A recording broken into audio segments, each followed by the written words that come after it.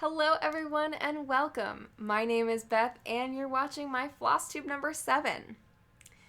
So this is my second time recording this video because I recorded it once without audio. It's like an hour-long video with no audio.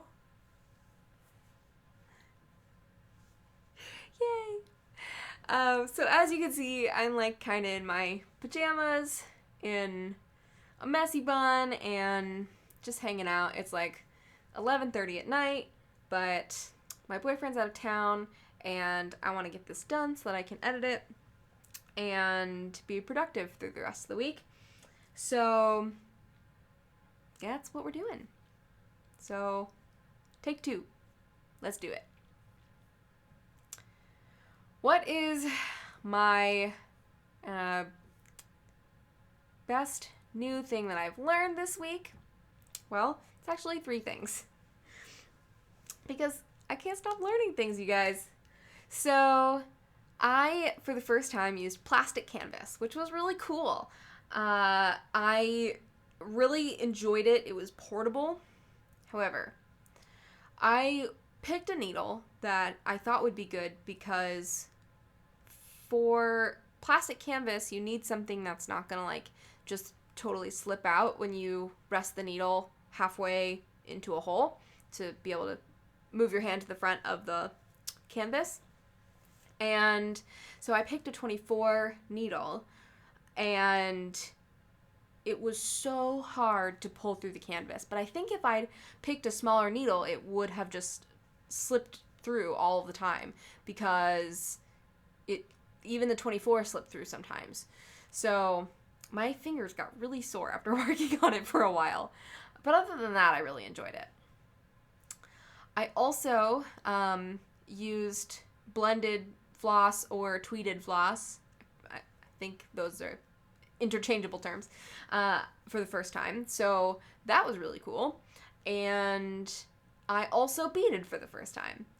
So the tweeting and the beading were both for a gift stitch, and I'm going to talk about all of my gift stitching at the end of the video, so stay tuned for that. We're going to do things a little bit out of order today. So the beading was way easier than I was expecting, except for threading the needle. I used just a beading needle that I'd gotten in a Mill Hill kit that I haven't done yet, and the needle was really hard to thread, and then when I pulled out a needle threader, that wouldn't even fit through the eye of the needle.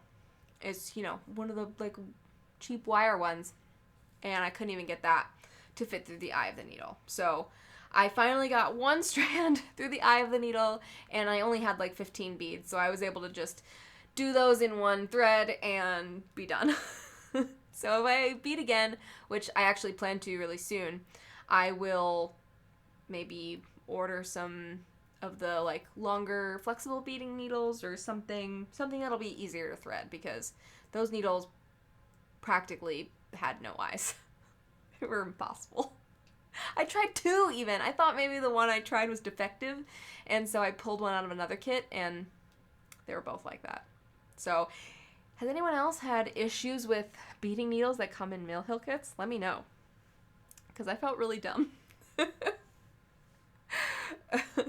And the tweeting thread, I'll show you that as well. Garrett, Coffee Stitcher, called it tweeting, and I'd never heard that before. I'd always heard it blended, but I kind of like tweeting, so maybe I'll call it that.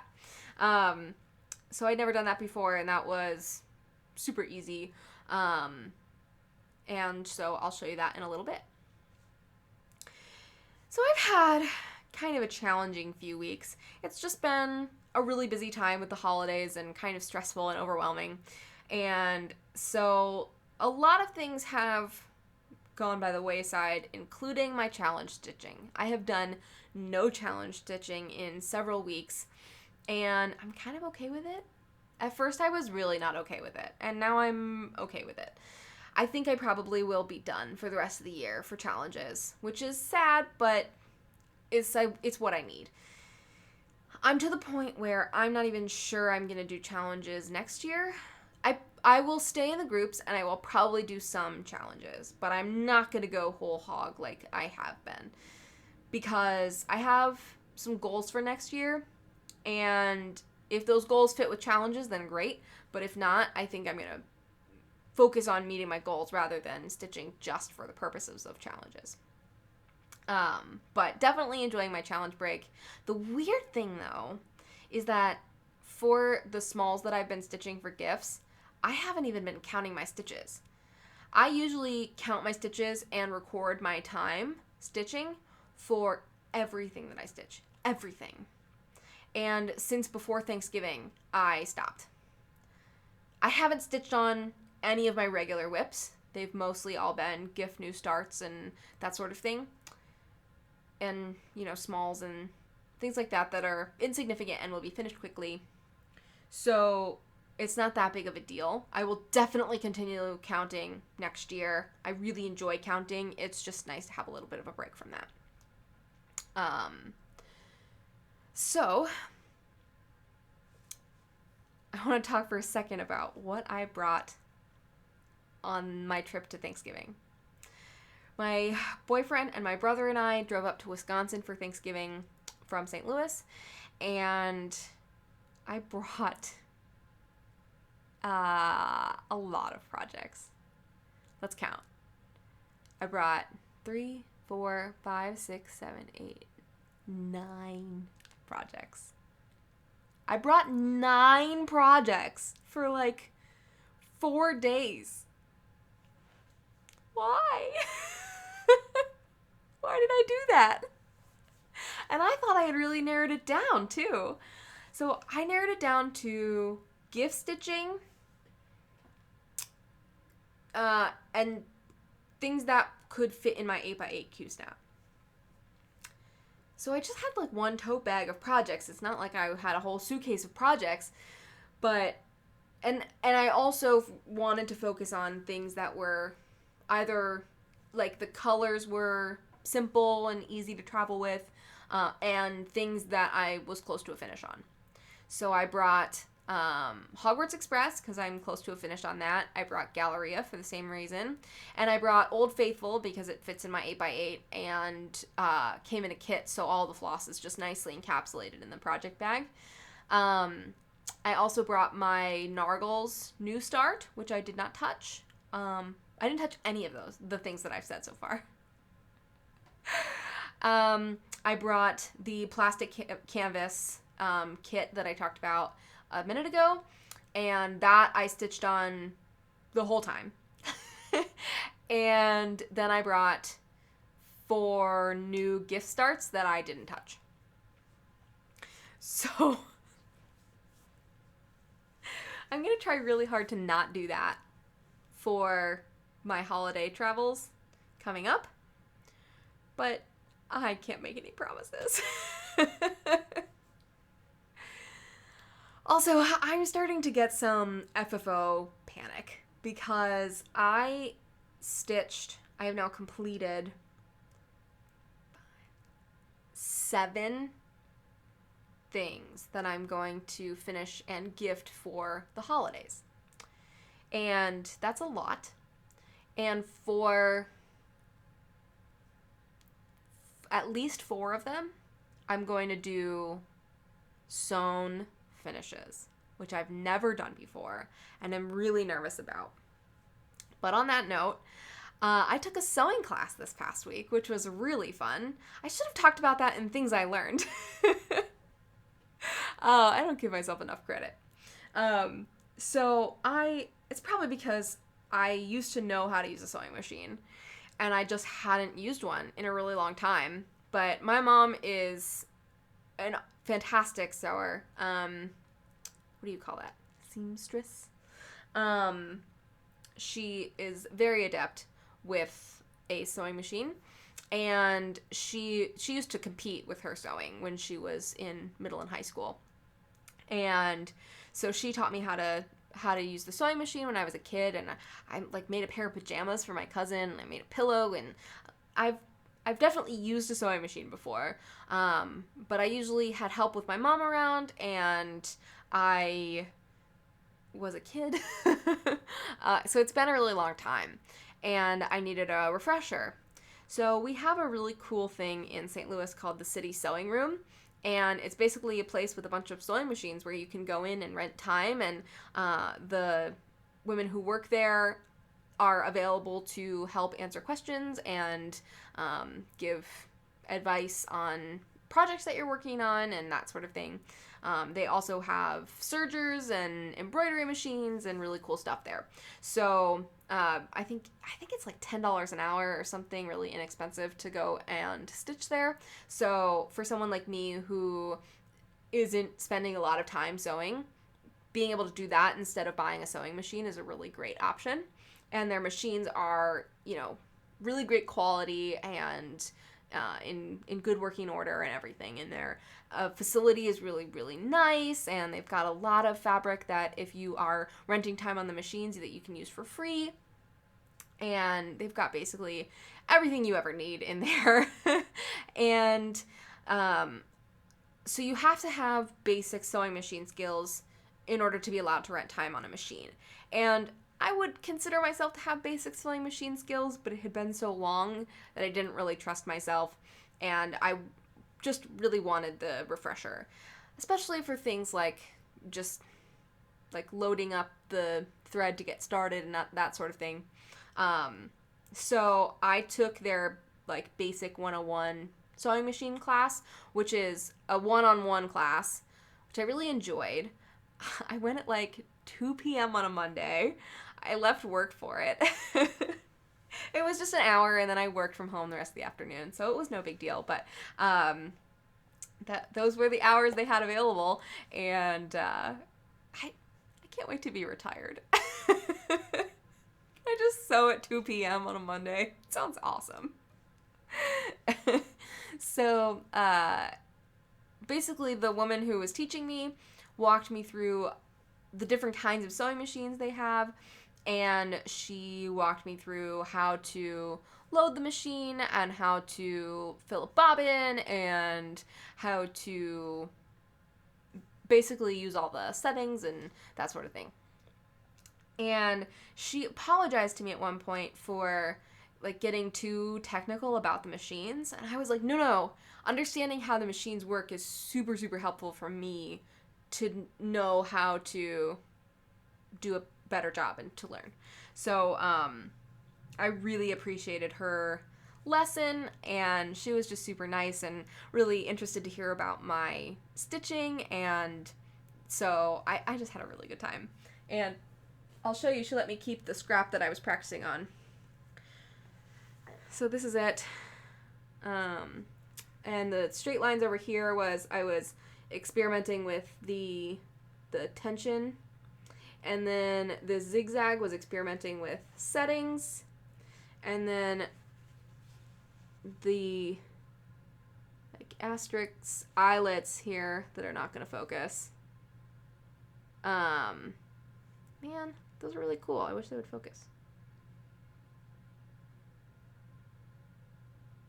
Anyway, you get the idea. Those were done on a digital sewing machine. Most sewing machines are mechanical, but this one was digital, and that was really cool. So I just had a really good time doing that, and I will definitely be back there. Oh, the other thing I wanted to show you was the thing that she did that was super helpful that I never did with my mom, but helped me understand what was actually happening inside the machine, was she put the spool of thread on top, one color, and then she put the bobbin underneath in this lighter color. So it helped me see what was happening between the threads. Between the fabric. And she also did some stitching on the machine with no fabric, so I could see what that looked like. And yeah, it was really cool. I enjoyed myself. So I will either be going back there or be working on my mom's sewing machine when I go home next week to be finishing those projects that I have finished. and we're going to talk about those at the end of this video. All right, so we are going to skip along and talk about haul because we're going to talk about my stitching at the end. So first, we're going to start with, last week I talked about the Lindy Stitches I Forget the Rest that I ordered from 123 Stitch, and it got lost in the mail, and so it came. This fabric is beautiful. 32 count tarnished Belfast linen, and all the called for flosses. It's so stunning. I can't wait to start it. Yes, it's linen, and if you've been watching my videos, you know that I don't have the best relationship with linen, but we're going to do it because that fabric is amazing, and as Michelle Bendy Stitchy likes to say, when Stephanie tells you to do something, you do it, because she's brilliant. Next up in haul, we're going to talk about what's in my lovely Menorah bag. I'm still obsessed with this bag, and I will always be obsessed with this bag. So I'm going to insert a photo of the Works by ABC Menorah pattern that I bought. I think I showed it in a previous video, but I hadn't bought it yet, and I bought it a couple weeks ago. And then I kitted it up as well. So I got just some plain 32 count antique white Lucana for that. And 123 Stitch did not have the called for blue gray for this project. So they did have the gold, which is gold leaf, gentle art. And I believe the called for blue was blueberry. And so I looked on 123 Stitch for similar colors, and these two were the closest that I could find to what it called for. As you saw, hopefully, in the picture, it called for like more of like an indigo color, and I couldn't find anything like that. So this blue is a much brighter blue and very variegated, and I really like it, but it doesn't really work for the base of the Menorah for me.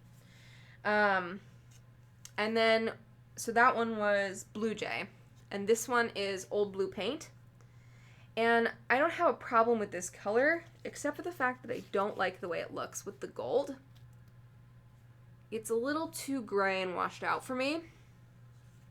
So I took to my stash, because I have a fancy floss stash now, which is really cool. And I looked to see if I have anything in there that I liked better. And I found Tin Bucket. So I think this is what I'm going to use for the base of the Menorah. And this is what the gold looks like with it, which I like a lot better. So just for comparison, that's Old Blue Paint, and this is Tin Bucket. And I just think that this is a richer pair than this. So that's what I'm going to go with, but I reserve the right to abort and change gears if I don't like it. And I also bought the called for Mill Hill beads. So these are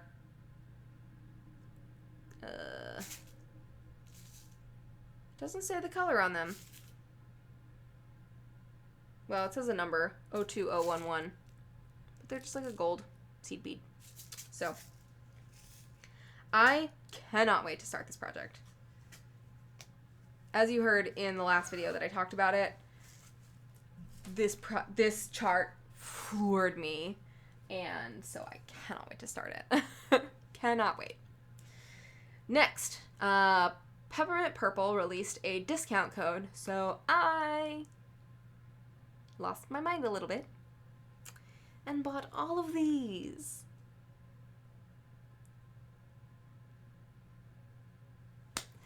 So, I just love her color studies. They're so cool. I got 3 sets of 3, and I decided to go for, there were more than 6 that I wanted, but I was trying to be reasonable. And then since I bought these, she came out with more that I also really, really love. But we're going to relax and stitch the ones I have now and then get more later if I want. But so I went with 2 sets of 3, and in one set of 3, the patterns are more like square shaped in the middle part, and in the other set of 3, the middle is a diamond shape.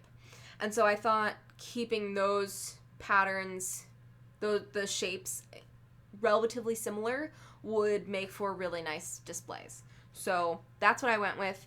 I don't know if I'll keep the colors the same. I might just make my own color scheme, but that's totally fine. So I'm really excited about those. I also downloaded Peppermint Purple's freebie from Reddit, and that's awesome. That is Blackwork Christmas candles. So I'll put a picture of that here. And I have that kitted up already. I got a 28 count white Lugana for that. And my plan with this is I have a really important to me and rather large Blackwork design that I'm going to work on all next year and hopefully finish next year. And I really want to do some fabric testing for Blackwork before I start that. So I want to do some even weave testing and some Aida testing because I've mostly done Blackwork on Aida so far, and I like the look of even weave as a fabric better. I just think it's a little bit more elegant, but I think Blackwork on Aida is easier. I did a little bit of Blackwork on even weave once, just like some lettering, and I thought it was really challenging to get it to look good.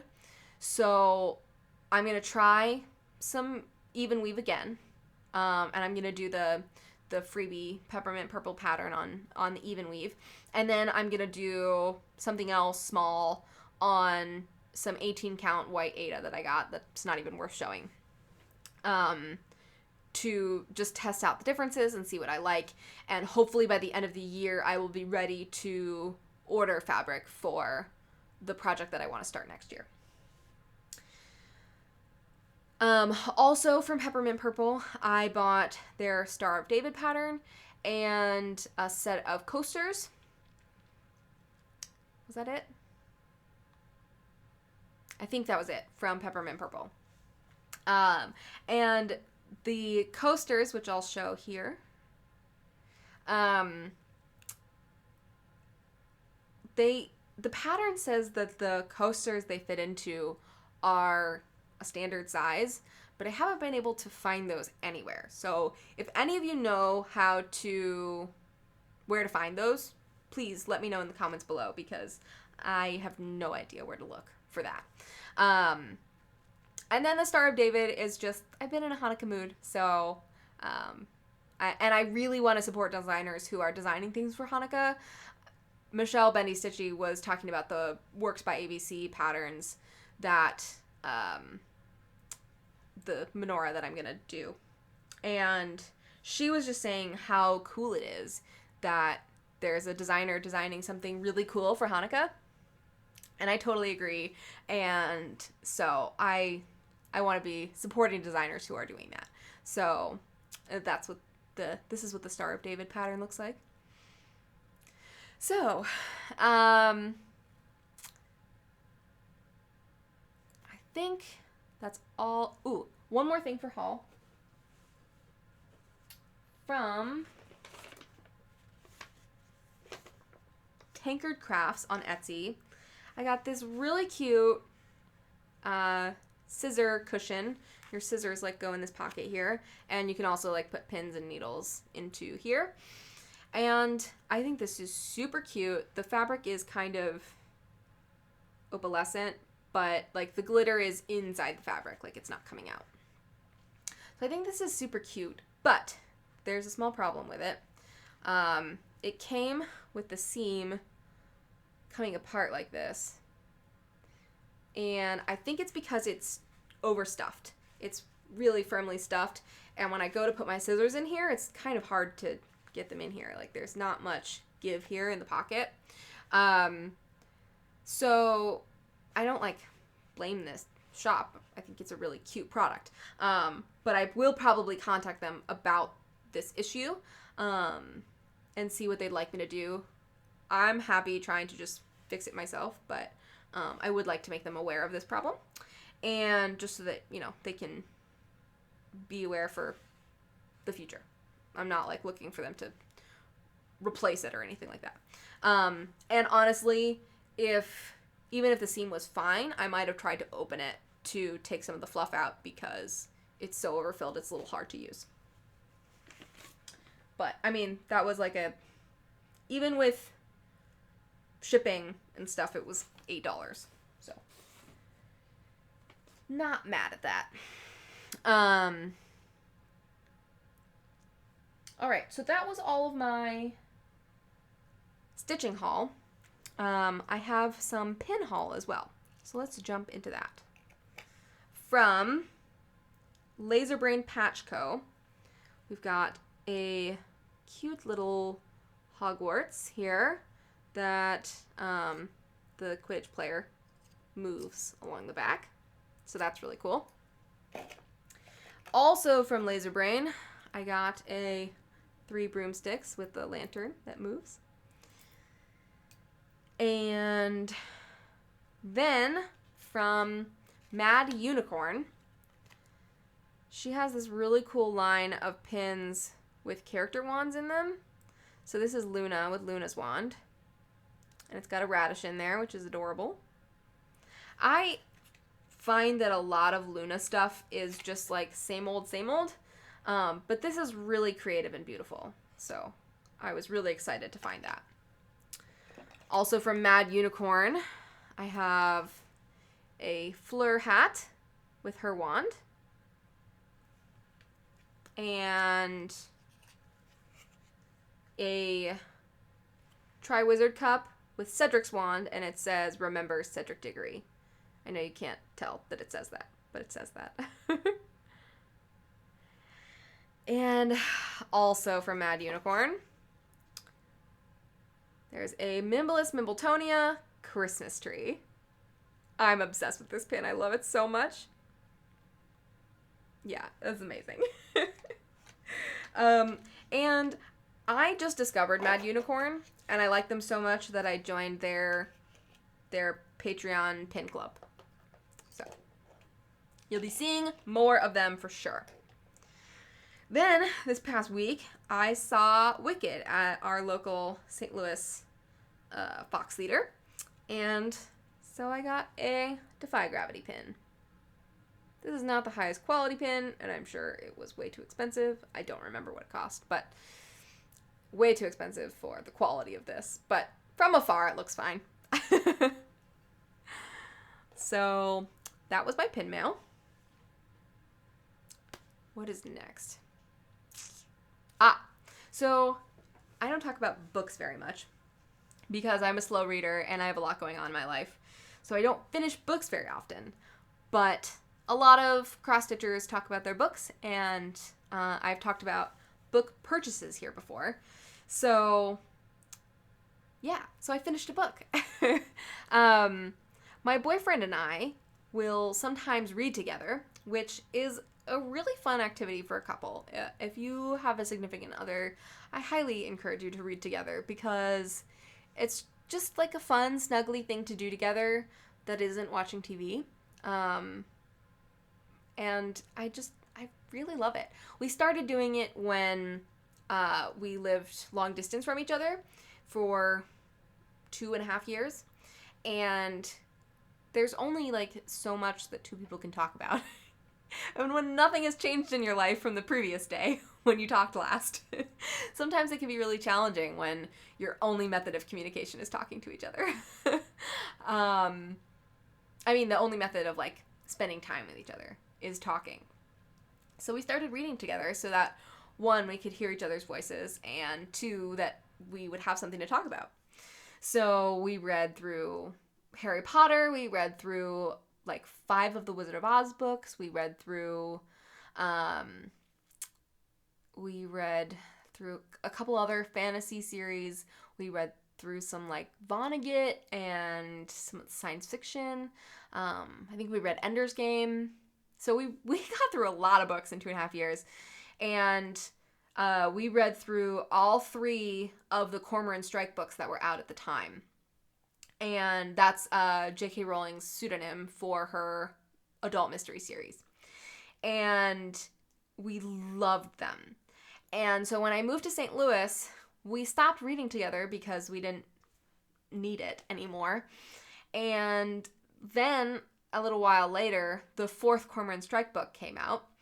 And we were like, we can't read this individually. Like, we have to read this together. It's become a thing now. So we started up reading together again. And we were like, why did we stop doing this? This is amazing. So we've continued. And we just finished Lord of the Rings.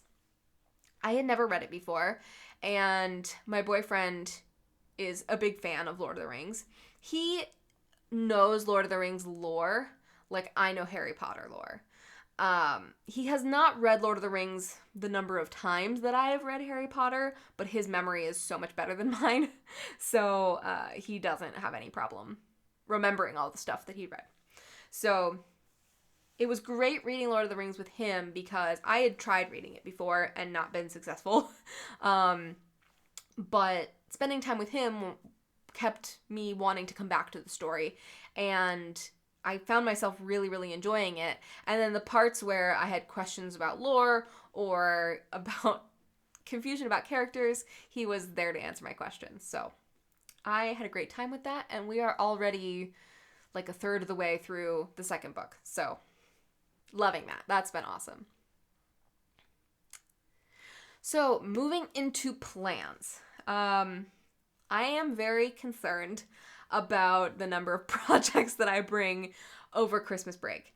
I'm going to my parents' house and then going to my boyfriend's family's house. And we've got 1, 2, 3 plane rides in there. And I can stitch on the plane much more easily than I can stitch in the car. So I'll definitely bring stitching for the plane and then also a little bit of stitching for just hanging out and chatting with people. But I don't need 9 projects. So I'll probably bring some fun holiday stitching like the plastic canvas project that I'm working on that I'll show you in a minute.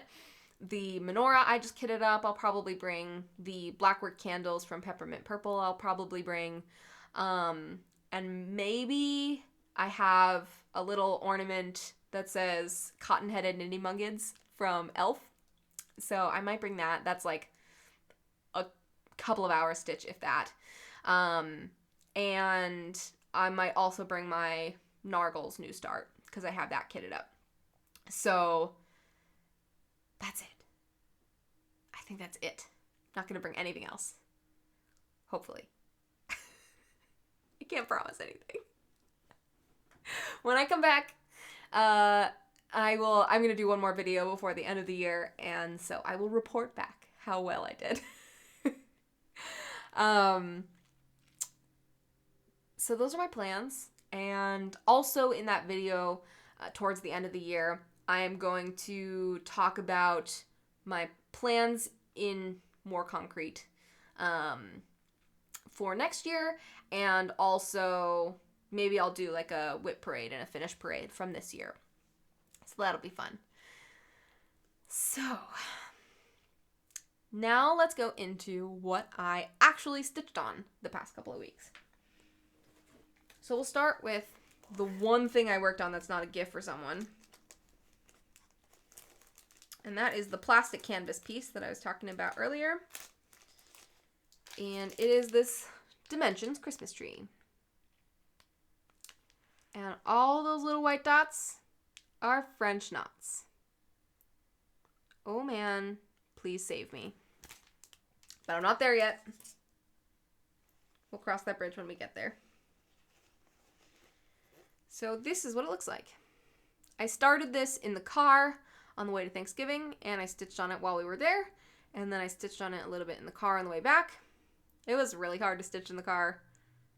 I mean, anything. Not just this, like anything. especially in my boyfriend's car because it's just low to the road and feels all of the road. So very, very bumpy. This is a challenging stitch because there's like 4 colors of green in there, if not 5. And they're all so close. So I'm going to show the pattern, but hopefully far enough back. So this is what it looks like. And you see these red stars here? Those are the white stars on the tree. And they are in 2 strands of Blackwork, or of backstitch. So the lines on the pattern are really thick. And it is really hard to see what's underneath them. If you are a designer and you design things with backstitch and you create another version of your chart that doesn't have the backstitch on it, you are my hero. The other problem with this is that I just pulled this kit like sealed out of my drawer and put it in my bag on the way out the door. And so I did not scan this. I did not make a working copy. And I was afraid that if I started marking up this pattern, this is my only copy, that I would find it really hard to see the backstitching on it. So I decided not to do that. And keeping track of where I am when all of the colors look the same practically. I mean, some of those greens are really close together. So, and it's a little bit more vibrant in person, but I found that really challenging, the counting of it. Also, I'm really annoyed because I think I'm done with the darkest green pattern, except I forgot, or the darkest green color. Jeez, it's almost midnight. I don't know if it'll focus, but I have 2 of that dark green that I forgot to cross. So I have plenty of it, so it's not like it's an issue, but I'm just annoyed that I have to start a new thread for 2 stitches. 2 half stitches. I also found it difficult working with these floss cards, especially with colors that are so close together. So I will probably, if I choose to bring this over Christmas, I will probably do floss bags and separate those out. And this is in my X marks the spot project bag. I love this.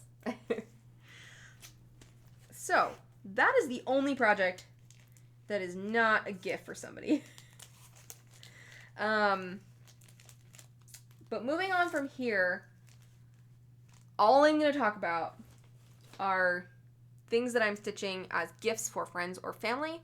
So if that is you, turn off this video. I'm not going to talk about anything else after this, so you're not going to miss anything. And if you do not turn off this video and you get spoiled, that's on you. All right. So, first let's talk about something that I stitched multiple times. I am stitching these for 3 friends of mine who are my co-managers for my team at MuggleNet. And Mimblewimble is a phrase that we say to each other. And so I designed this myself.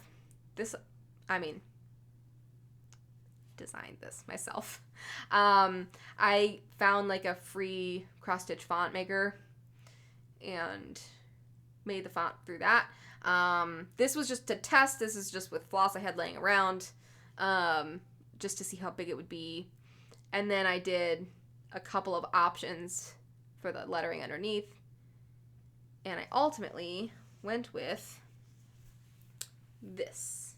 So this is a finished one. And the Mimblewimble is in Blanc Etoile, which is much more sparkly in person than you're seeing now. And then the rest of it underneath is just regular Blanc.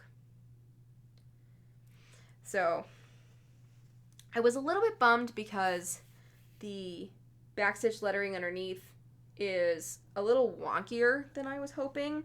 And I think it looks much cleaner on this fabric. But this fabric is much stiffer, and this fabric is really kind of floppy.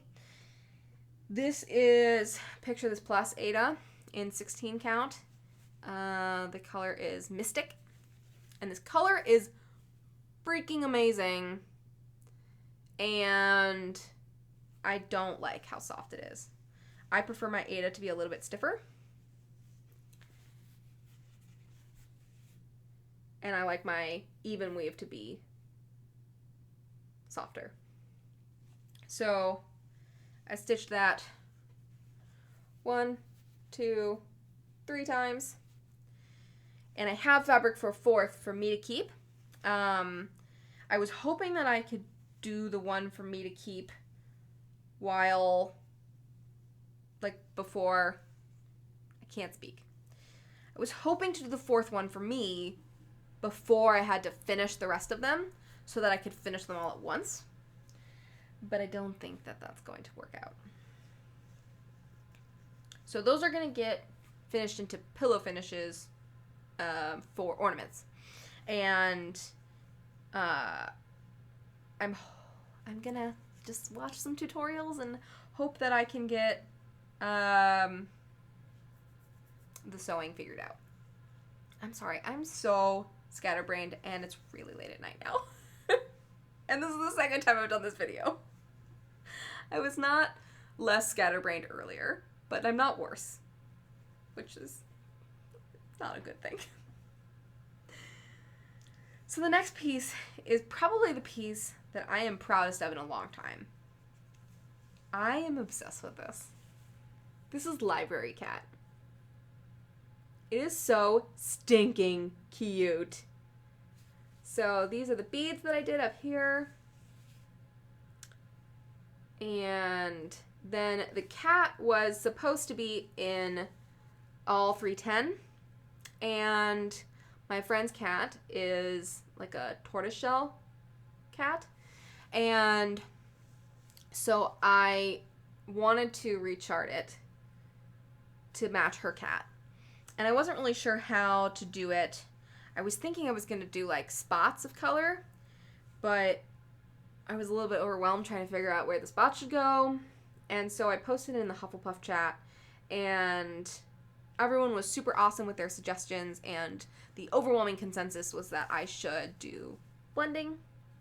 So I did that, and I went through a couple of options of colors, and this was by far the best, and I did not write down what color it was, but I'll put it in the description below. And I tried doing it with everything else in this project is 2/2. And so I did the cat in 2/2 as well, so I did one of each color thread. And it just looked really weird. It looked really weird because it looked like a tiger, because it just looked like diagonal stripes. And that's not what her cat looks like. So then I tried doing it with 4 strands instead. So it's very thick, but I'm gonna finish this as a pillow ornament. And so the fact that like this is thicker and more 3D than everything else, I think is actually really cool. Makes it sort of look fluffier and really fuzzy and nice. And then also made the colors look a little bit more random than they did with just 2 strands. So I really like that. I also did a test down here with 2 strands of black, 1 strand of the orange, and then 1 strand of dark brown. And I do not like the way that this came out. You can barely see the dark brown. It might as well have been black. And the orange is not prominent enough. So I ended up going with this, and I'm so happy with how it turned out. I stitched this on 16 count Fog Ada from Picture This Plus. And this, I didn't mind the Ada being more flexible because I wasn't trying to do any blackwork or anything like that. So I had a blast with this. I hope that my friend loves it as much as I do.